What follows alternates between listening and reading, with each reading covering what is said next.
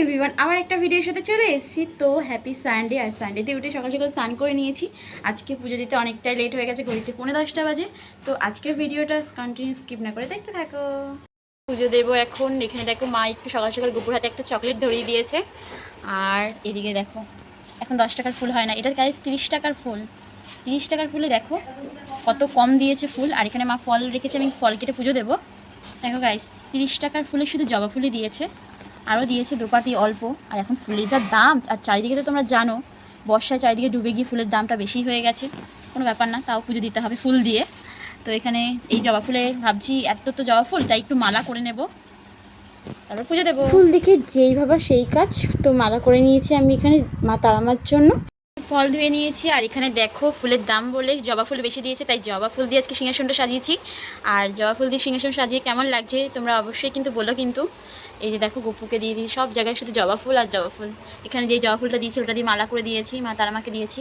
এখনও ভোগ খেতে দিইনি, দেবো। সব জবা ফুল। তো ফ্রেন্ডস, অ্যাট লাস্ট আমার পুজো কমপ্লিট হয়ে গেছে।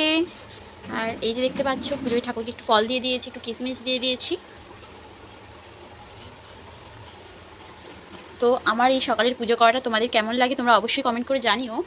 তো এখানে দেখো ফ্রেন্ডস, সকালবেলা পুজো দিয়ে উঠে টিফিন নিয়ে বসে গেছি। তো চলো খেয়ে নিই। সকালবেলা খাওয়া কমপ্লিট না হতে হতেই মা এখানে দুপুরে আমাকে দিয়ে দিয়েছে ভাত, মাছ, লোটে মাছ, পেঁপের তরকারি, কারণ আমাদের বেরোতে হবে তাই। সানডেতে রেডি হয়ে বেরিয়ে পড়ছি। তো চলো কোথায় যাচ্ছি, কি করব তোমাদের সাথে সব শেয়ার করব, তোমরা কন্টিনিউ স্কিপ না করে দেখতে থাকো।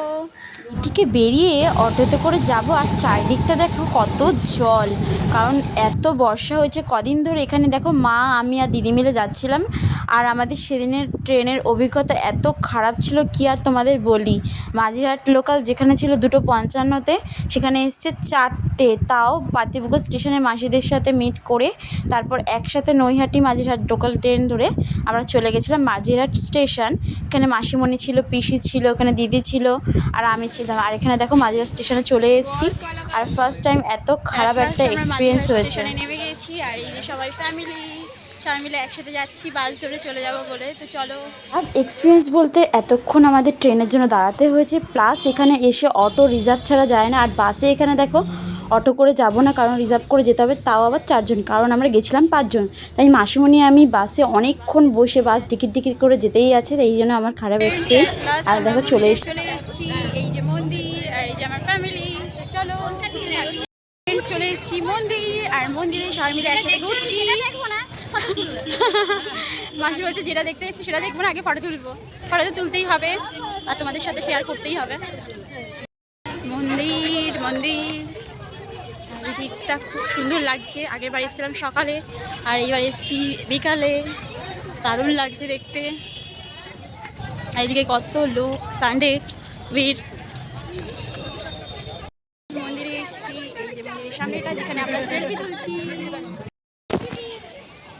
দারুণ চারিদিকটা আলো আলো। বাড়ির লোক সব চলে গেছে, এখানে দিদি। চল মন্দিরের দিকে চল। মন্দিরে এসেছি, ফটো তুলবো, ভিডিও করবো, এটাই তো করবো। দিদি আমি ফটো তুলতে এদিকে মা মাসিমণিরা আগের দিকে চলে গেছিলো, তাই দিদি আর আমি গুটি পায়ে মন্দিরের দিকে চলে গেছিলাম। আর মন্দিরে তো ক্যামেরা অ্যালাউ নেই।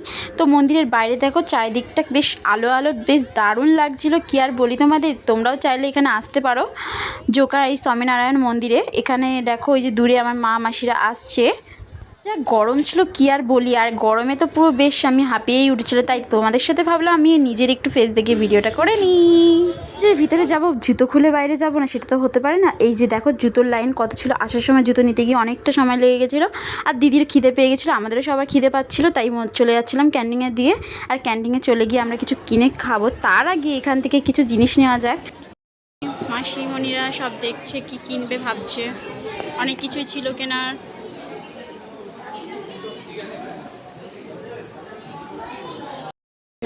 এখানে দেখছে দিদি বাড়িতে কি নিয়ে যাবে, টপ দেখছে, মনে হয় আমাকেই দেবে। আর এখানে অনেক কিছুই ছিল গিফট দেওয়ার মতো।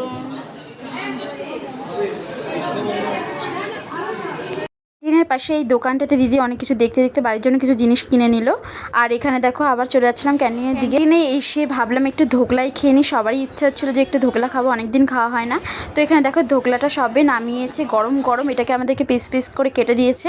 আর এখানে নিয়েছিলাম যেহেতু 5 জন তাই 2টো করে প্লেটে নিয়ে নিয়েছিলাম। আর 2টো করে প্লেটে নিয়ে নিয়েছিলাম 2টো করে ধোকলা। 3টে প্লেটের দাম পড়েছিল 90 টাকা। আর তার সাথে নিয়ে নিয়েছিলাম মাজা, কারণ গরমে একটু ঠান্ডা হতেই হবে। আর এখানে দেখো মা পিসিমণি আমরা বাসের জন্য ওয়েট করছিলাম, যেহেতু পরের দিন ছিল 21শে জুলাই, তাই কোনো বাসই পাইনি। লাস্টে আমরা অটো রিজার্ভ করে আমাদেরকে অনেক খাটনির পর বাড়ির দিকে আসতে হয়েছে, কারণ মানে এমন কষ্ট মনে হয় এর আগে কখনো হয়নি যতটা না সেদিন আমাদেরকে আর কি করতে হয়েছে। আজকের ভিডিওটা এখানেই শেষ করছি। যদি তোমাদের ভালো লেগে থাকে তাহলে একটা লাইক কমেন্ট শেয়ার অবশ্যই করতে ভুলো না। আবার একটা ভিডিওর সাথে দেখা হচ্ছে পরের ব্লগে।